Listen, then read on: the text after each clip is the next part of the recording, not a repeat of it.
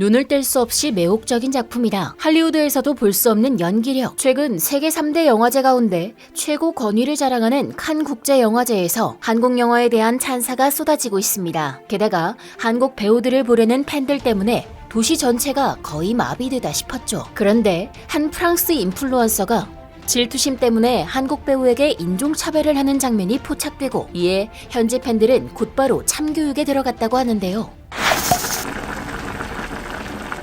최근 기생충, 오징어 게임 같은 한국 작품들이 메가히트하면서 전 세계 영화 전문가와 제작사들은 한국에 시선 집중했습니다. 오징어 게임 이후에도 한국 드라마와 영화는 나오는 족족 찬사를 받으며 엄청난 인기를 끌었는데요. 간혹 우리를 부러워하는 주변국들에서는 낙수효과 아니야? 라며 앞서 잘된 작품들 때문이 아니냐며 시비를 걸곤 했지만, 한국은 이런 시비에도 아랑곳하지 않고 오히려 실력으로 다시 한번 한국의 위상을 드높였습니다. 지난 17일 프랑스에서 열린 제75회 칸 영화제. 칸 영화제는 세계 3대 영화제 중 최고 권위를 자랑하는 국제 영화제로서 전 세계 영화 감독들은 물론 배우들에게도 꿈의 무대입니다. 그런 큰 무대인 칸 영화제에서 한국은 꾸준히 그 존재감을 드러냈는데요. 박찬욱 감독의 올드보이와 박쥐가 각각 심사위원 대상, 심사위원상을 수상했고, 봉준호 감독의 기생충이 장편 황금종려상을 수상하는 등 이 밖에도 다른 부분에서도 많은 수상을 이어왔습니다. 배우로서는 전도연 씨가 여우조연상을 수상해 큰 화제를 모은 적도 있었죠. 이처럼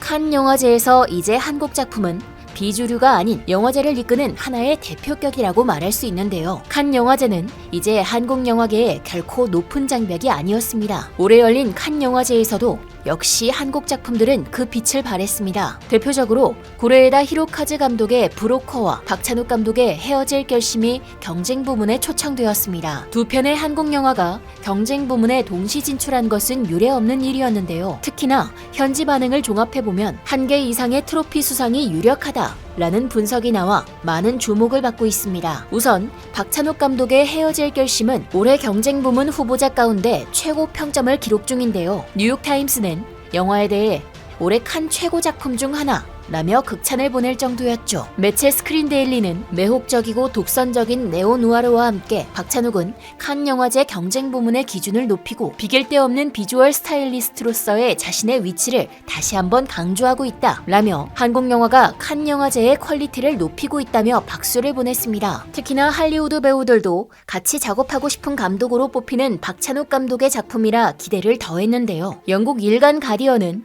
최고 별점 5개를 부여하며 눈 뗄 수 없이 매혹적인 작품, 박찬욱 감독이 훌륭한 로맨스와 함께 칸에 돌아왔다, 텐션, 감정적 대치, 최신 모바일 기술의 천재적 활용, 교묘한 줄거리의 비틈 등 너무나도 히치콕스러웠다 라며 박찬욱 감독을 서스펜스의 대가라 칭송받는 히치콕 감독에 비유하기도 했습니다. 그러면서 탕웨이의 연기력 칭찬도 빼놓지 않았습니다. 이번 작품의 여주인공인 탕웨이는 중국을 등지고 한국에 온 지 오래되었는데요. 정말 좋은 배우와 한국이 힘을 합치니 그 시너지가 배가 된 느낌이었습니다. 아무래도 탕웨이가 선견지명이 있었던 것 같네요. 한편 탕웨이와 더불어 올해 칸 영화제에서 가장 핫한 배우가 있었으니 그것은 다름 아닌 가수 아이유, 아니 배우 이지은 양이었습니다. 황금종려상 감독인 고레에다 히로카즈 감독의 작품 브로커에 출연한 아이유는 생애 처음으로 칸에 데뷔했는데요. 그런데 현지에서는 갓 칸에 입성한 배우라기 무색할 정도로 엄청난 인기를 자랑했습니다. 보통 배우들이 레드카펫을 들어가기 전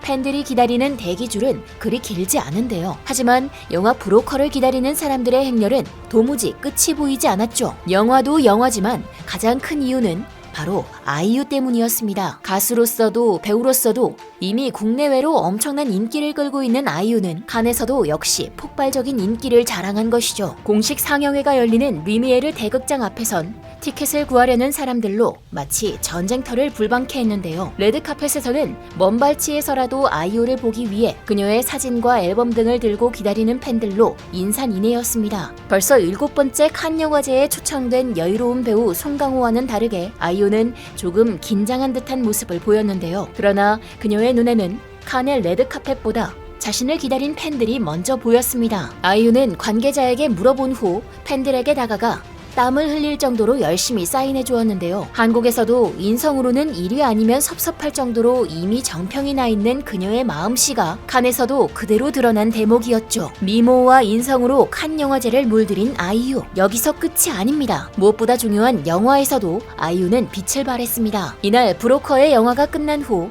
관객들은 어김없이 큰 환호와 기립박수를 보냈는데요. 아무도 자리에서 떠나지 않고 계속해서 기립박수에 동참하는 관객들. 게다가 이 기립박수를 유도한 건 다름 아닌 이번 칸 영화제 집행위원장 티에리 프레모였죠. 계속 이어진 기립박수는 칸 영화제에서 한국 영화 최장인 12분을 기록했습니다. 그만큼이나 현지에서는 한국 영화와 배우들 매력에 흠뻑 빠졌다고 할 수 있는데요. 손키스를 날리며 칸 영화제를 떠나는 아이유, 그리고 그녀가 탄 차의 창문에 비치는 경호원의 미소만 봐도 그녀가 얼마나 칸을 떠들썩하게 했는지 알 수 있었죠. 미국 시상식 예측 전문 사이트 어워즈와치는 영화 비평 사이트 로톤 토마토를 통해 K-팝 가수에서 배우로 변신한 이지은은 이번 영화의 영혼이라고 할 수 있다라며 평가했고, 영국의 영화 블로거 필름랜드 엠파이어는 이지은이 단연 여우조연상 1위로 손색 없다 라고 평가했는데요. 한국에서도 아이유가 배우로서 완벽히 변신한 줄은 알았지만 여우주연상까지 언급되는 것은 놀라운 일이었습니다. 혹시 설레발 아닌가 싶지만 매체뿐만 아니라 수많은 영화평론가들은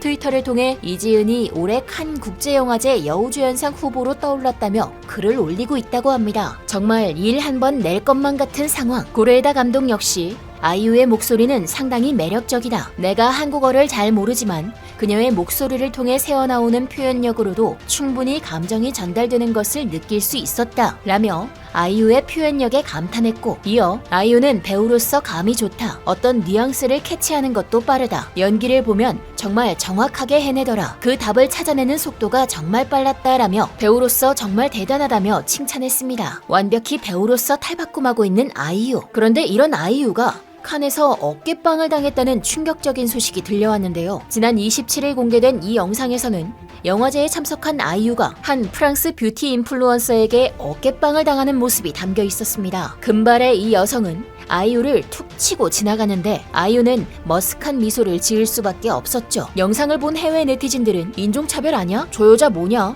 무례하다 등 분노 섞인 반응을 보이며 사과를 요구했는데요. 결국 이날 오전 해당 인플루언서는 인스타그램 스토리를 통해 아이유 인스타그램 계정을 태그한 뒤 진심을 다해 사과한다 라며 사과 영상을 올렸습니다. 네티즌들은 인플루언서가 사과한 이유가 어마어마한 팔로워 수 차이 때문이라고 봤는데요. 해당 인플루언서 인스타그램 팔로워 수는 3만 7천 명, 아이유 팔로워 수는 2,600만 명으로 약 700배가량 차이가 납니다. 아이유는 손흥민 선수가 뛰고 있는 토트넘 공식 계정 팔로워보다 2배는 더 많은 팔로워를 자랑하고 있었죠. 결국 인플루언서는 멋모르고 덤볐다가 큰 코 다친 셈이었습니다. 게다가 영상을 자세히 보면 좁아서 어쩔 수 없는 게 아니라 인플루언서는 그냥 대놓고 아이유를 치고 갔습니다. 이는 그저 자신보다 인기 많은 동양인 배우에 대한 자격지심 같아 보였죠. 그래놓고 실수였다고 말하는 그녀를 보면 황당하기만 합니다. 이 인플루언서는 이후 아이유의 노래 배경으로 영상을 올리기도 했는데요. 아무래도 자신을 알리기 위해 노이즈 마케팅을 한 것이 아닌가 의심스럽기까지 합니다. 한국이 잘 나가니 이렇게 뭐 먹을 거 없나 하고 들러붙는 사람도 생기네요. 한편 배우 이정재의 감독 데뷔작